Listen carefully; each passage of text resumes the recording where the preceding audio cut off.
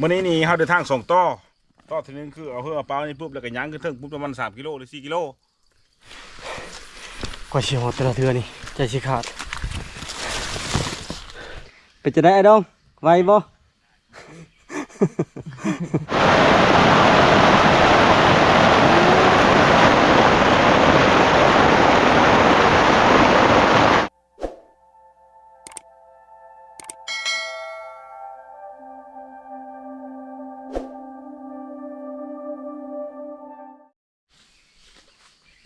สวัสดีพี่น้องสบายดีตอนพอดีตอน12 โมงตอนนี้เกียมขึ้นภู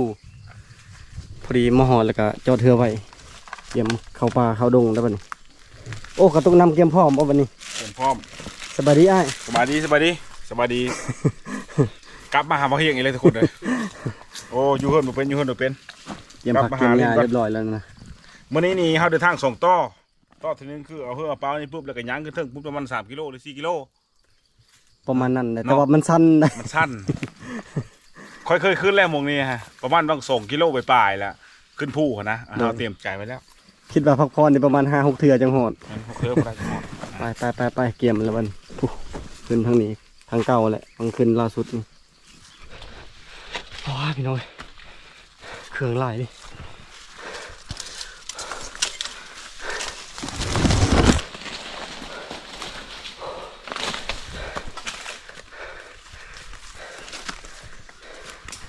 ไก่เลยมา2-3 โลเลย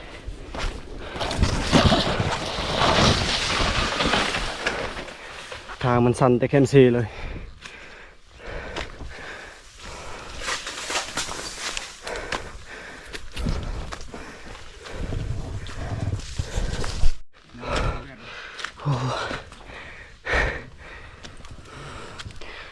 หามพักผ่อนก็ต้องนี่ฟังเสียงทนหายใจนี่ป่ะ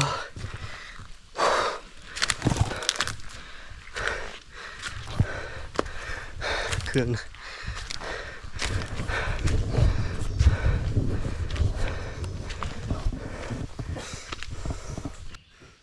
เป็นจะได้ไอ้ดองไวบ่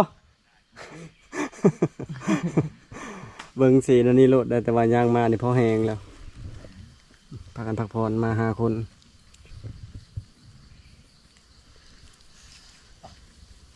มาตูดทีมงานไอเคยมันนี่เพิ่นมา3 คนแต่พี่เพิ่นลัดมาทางนี้เลยเขาลงมาตะเกียงลีนแล้วก็มาหับเพิ่นอยู่พี่ย่างขึ้นพักนั้นก็สันคือกันเลยแต่ว่าบ่ไกล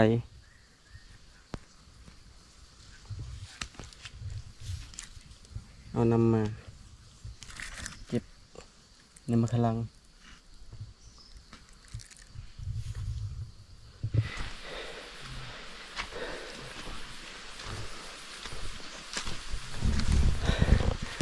พอแล้วก็ไปต่อได้ปะนี่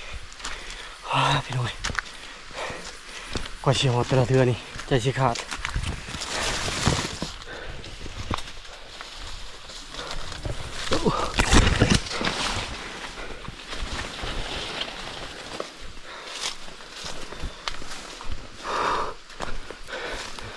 ขึ้นหน้าผาสูงขึ้นนี่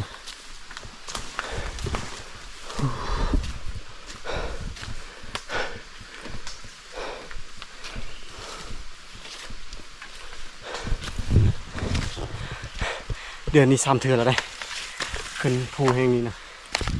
ภูสูงเลยสูงชันจริงมันบริไกลกับบ้านเฮาเลยอยู่คนละพัง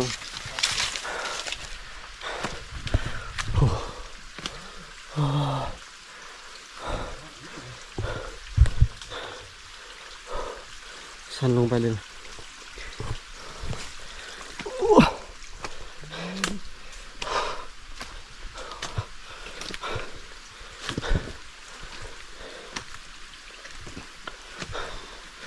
นำคำ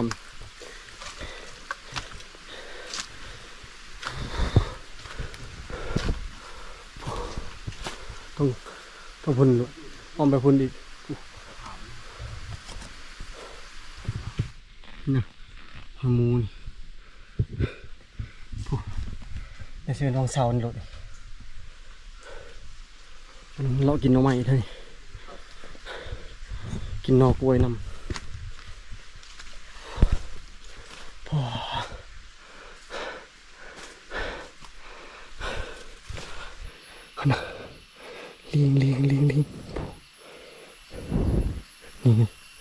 อลิงพุ่นนะพอสองบอลแล้วเจอแต่ลิงนี่โอ้โหน่ะลิงนะ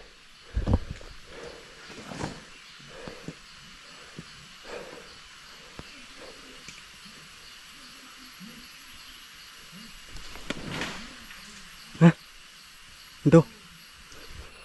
นะขาแดงพี่น้องขาแดงบ่เป็นลิงขาแดงเลยเพรา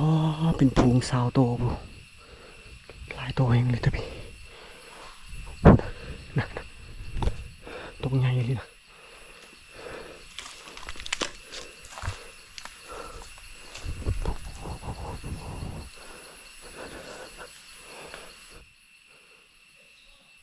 นั่นนะปอตัวใหญ่เลยโอ้ลายเลยนะนั่นนะทมิดคิดว่าลีกได้เห็นมันข้ามทางมาพี่บ่เห็นทมิดคิดว่าเขาหกโมมาเบิ่งว่าเป็นลีกอันนี้บ่ยากนะตอนขี่เรือมากับไอ้ดองก็เห็นช่องโตลิงตัวบางใหญ่กระถือกับบ่ไปวันนี้มาเจอขาแดงอีกบ่สนใจยังหนึ่งกับเขากินบ่ได้ช่องมากับเป็นผิดกฎหมายนี่นะเขาเลยบ่ได้ต้องการมันมีมาทีมงานก็จะเห็นแหวนะทีมงานเขาเลยนาในพันใหญ่ไปพอกับเขาอีกแล้วอยู่ถึงโหจากคนเขานะตอนนี้ยังมาทันหอดอยู่พี่น้อยจุงกระไล่ลายโอ้ยนาดำนาแดงนาดำนาแร่เขืออะไรแค่ย่อยกว่าสีหอดกว่าสีถึงบนจุดหมายปลายทางเขาแต่ละมือแบบนี้แหละกว่าสีใดนกตัวหนึ่งมากินกว่าสีใดกระหอกตัวหนึ่งมากินมันบ่ได้ง่ายแต่ว่าเรื่องใดบ่ได้ก็เฮาบ่ได้ซีเรียสนะเพราะว่าคันใดก็โชคดีของเฮาคันบ่ได้ก็บ่เป็นหยังมา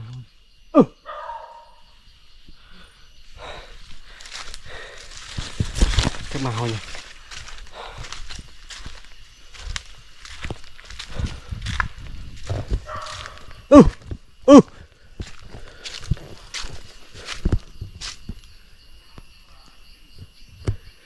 ขาแดงมาเอาขาแดง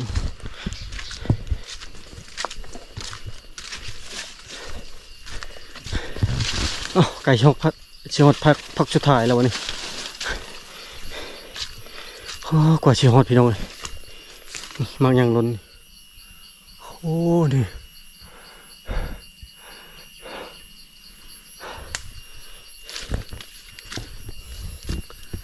เป็นพักสุดท้ายเลย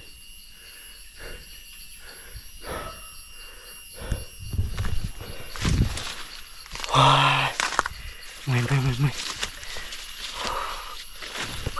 โอ้มาเอาคาเดมาเอาลิงได้โอ้เตะครับลิงทางลิงทางคาแดงซึ่งมันมีเนี่ยมันกินเลยมีมากมาย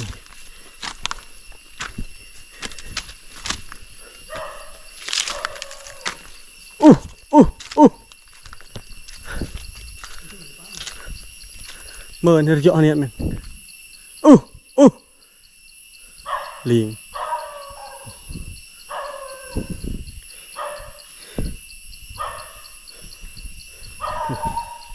วิทย์นี่ถือว่าวิทย์แล้วตอนนี้มาฮอตแล้ว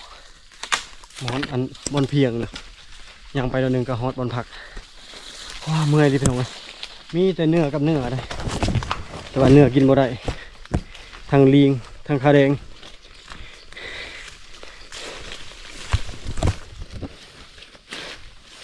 ย่างไปประมาณ100-200 เมตรก็ฮอตแล้ว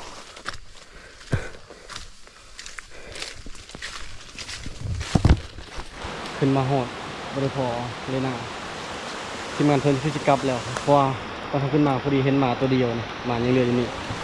มาฮอตแล้วก็อยู่ประมาณ10 ปลายนาทีนี่ฝนกระตกอากาศเปลี่ยนเลยตอนขึ้นมาฝนตกแห้งบริเวณแดดแห้งแต่ตอนนี้นะฝนตกเลย มืดครึ้มบ่ทันแล้วก็เงียบสงบแต่บ่มีลมเก็บเครื่องเก็บของไว้บนนี้เครื่องที่เพิ่นสิกลับไปว่าเครื่องของยังแล้วก็หมอเฮาก็ยังตอนนี้หากินข้าวกินน้ำก่อนกินข้าวเที่ยงบ่เฮียงบ่ได้กินข้าวเที่ยงเลยพอดี2 โมงปลายแล้วนะบ่ได้กินข้าวเช้าว่าผิดกินแต่มีห่อหนึ่งเช้านี่กินข้าวจักเม็ดเลยนะ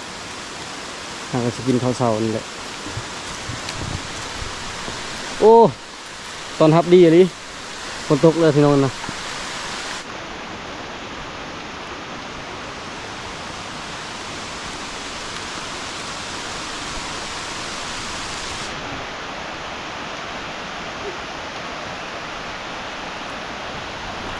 ใครเลยมาหอดแล้วก็ฝนตกคันตกตอนขึ้นมานี่โอ้ลำบากอีกแล้วนี่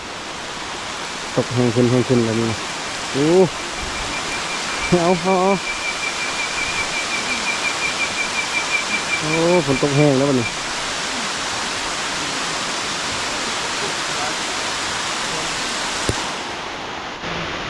ดังไฟฮักกะติดฝนตกแล้วมันนี่แต่ตกกระคักคือกันเลยตกฝนตกเศร้าแล้วก็ไปหากินเลยโอ้แห้งเติบแต่พอดีคักเลยนี่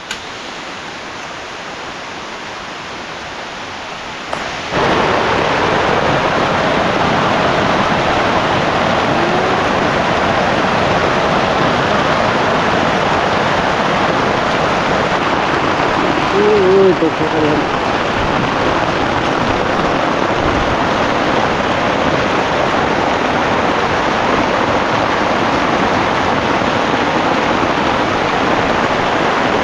คักอะไรมาฮอดแล้วฝนตกเลยพี่น้องมาฮอดก็แห้งเติบเลย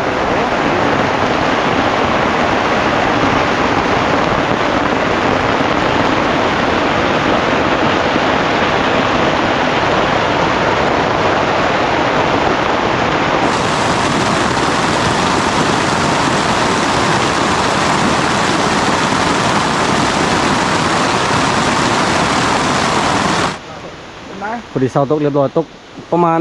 30 นาที20 นาทีเบิ่งนกเอ็น ไฟบ่ดับเสยแต่ว่าตกเบิ่งเต็มหมดนี่น้ำเต็มเลยเท่านี้คันลมบ่แห้งนี่โอ้คักเลยตอนแรงหาลัดแรงหาการใครจะตกน้อยหนึ่งยามมันตกดนแล้วก็บ่ได้กินหยังเพราะมาเลยบ่ได้เอาหยังมา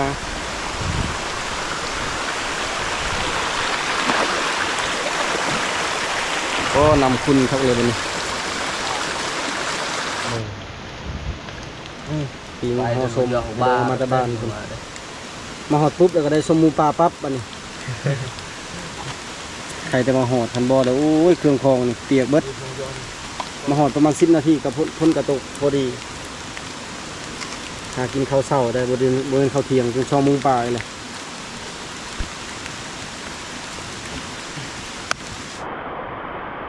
น้ำกำลังมาฝนตกน้อยเดียวแต่ว่าตอนนี้ยังไม่หยุดคักเลยยังตกเด็ดพ่นพลอยเลยลงมาเลยหากินข้าวกินน้ำแบบนี้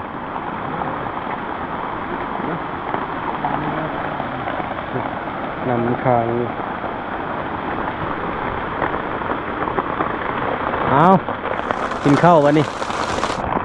มาเด้อวันนี้เริ่มแล้ววันนี้นะห่อสมห่อมีทางตัวดิบตัวทุกตัวนี้เอา3 นายพราน ให้3 นายพรานแล้วจัดหมูป่าตะแรงนี่ มาหอดกับมาหมูป่าเลยตอนแรกกับให้มานกว่านี้อีกเนาะให้เจ้าทิมเจ้าพรานเรียบร้อยแล้วกินแล้วบัดนี้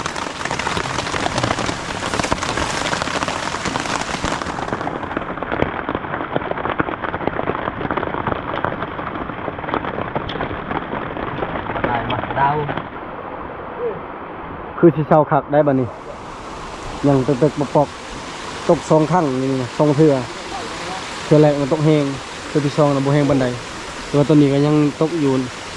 ยิบ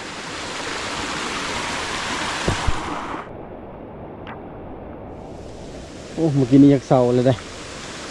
ยังตกมาอีกยิบนี่พอดีไปหากินยากแล้ววันนี้3:15 นาทีแล้วพี่น้องเอ้ยจักไปหากินหยังแล้ววันนี้อยู่บ้านกับบ่ได้กินหยังเข้าป่ากับเที่ยวคนมาฮอบแล้วนี่กับบ่ได้หยังฮอบแล้วกับมาแถวนี้แหละตอนนี้3 โมงไปฮอดเวลาหาอยู่หากินของเฮาแล้วแยกย้ายกันไปหาอยู่หากินแยกไป2 ทางบ่ละ2 คนไปหาพุ่นกันแยกเทื่อนึงอีกไปก็ไม่เคย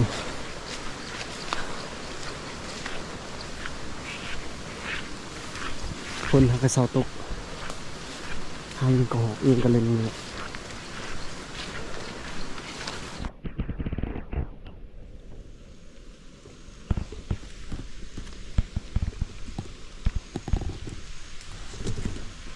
โอ้ยผ่านว่าแต่นอด3 นาทีซ้ำมันข้ามทางไปหมดเลย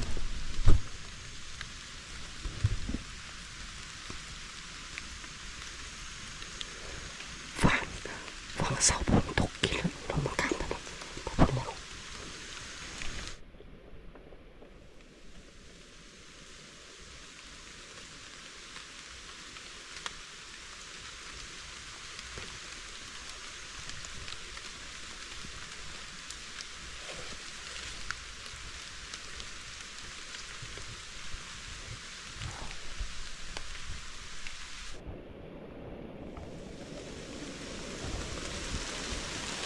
โอ้เสียงลม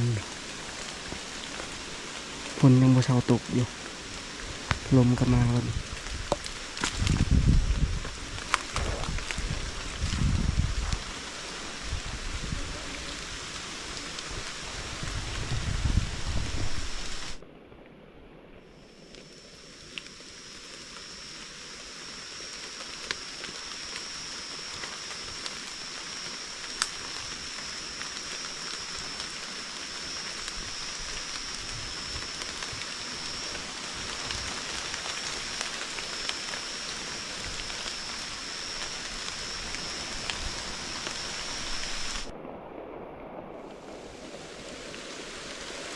ฝนบ่เซาตกเลย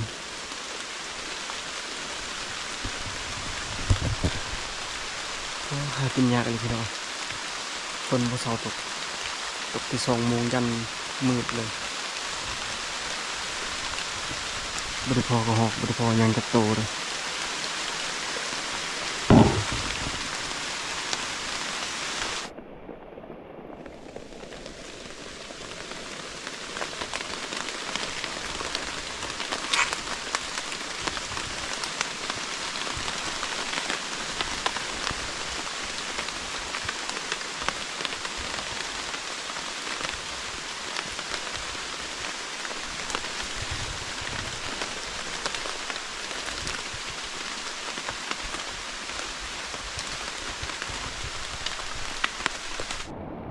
โอ้มืดบ่ได้เห็นหยังแล้วบัดนี้โอ้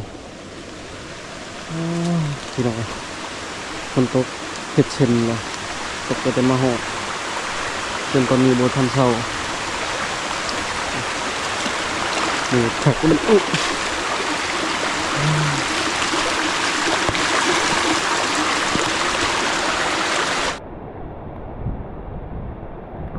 บ่ไหวแล้วบัดนี้ซุ่มไผ่ทิ้งไผ่ก่อนโอ้บ่ได้เผาทัดบ่ได้ครัวอาหารแต่ว่าพี่เอาเองนั่นแหละนี่ตกบ่หยุดบ่เช้าตกแต่2 โมงถึงของกระเปียกบัดนี้ทำในผ่านยังบ่ทันมาบ่เฮียงมาฮอดก่อนหมู่จักสิกินหยังแล้วบ่นี้บ่ได้ยินเสียงหยังเลยบ่นี้ก็สิไปการก็ไปบ่ได้ฝนยังบ่เช้าตกไปมื้ออื่นเช้าพุ่น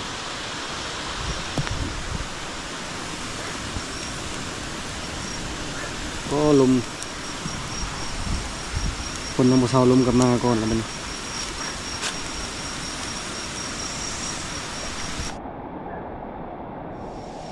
ตอนนั้นมาเลยไอ้เคยตอนไปก็ไปกับเรากลับมาเมื่อกี้นี่บุเฮงกลับปะแต่6 โมงครึ่งตอนนี้9 โมงครึ่งน่ะ7 โมงครึ่งเลยจักเราได้ยัง กลับมามีแต่ถากทีนี้ฝนตกแล้วมีแต่ถาก โอ้ อีก2 นายพราน โห เนี่ยนะคืออย่าสูบอย่าเห่า เขาได้กินมั้ย แล้วกันมาอีก2 คนมานบ่ ประมาณโอ้ตาย โหมาไม่ สิ ได้ สิได้กินเครียดเลยแล้วบัดนี้ไปเลยกินไข่จนแห้งมาเลยโอ้8 โมงครึ่ง ผมอยากเลยแมงมืออื่นไม่ต้องติดกบก่อนดู โคตรมาแนะนำเลยคงไว้ดูมาหอดแล้วก็กินกาแฟแล้วทำนี้อดข้าวและข้าวแรงบ่ได้กินและข้าวแรง9 โมงเลยแต่เคยเราไปต่อ2 นายพรานพอเห็น2 โตก็บ่ได้ยิงว่าจะจับบ่ได้ดอกบ่มีหมองบ่มี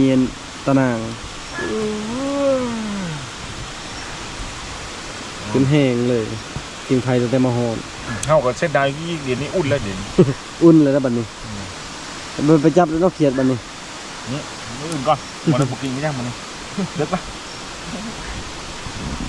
เป็นได้นายพรานสิไปต่อบ่ทางนี้นั่นหรือเช้าหรือพักก่อน ผัดก่อนเนาะ พักก่อนเนาะ ไป เมื่อย ประมาณ2 โมง 2 โมงจึงไปเพราะมันนั่นแหละพันยังออกบนทางกระเช้าตก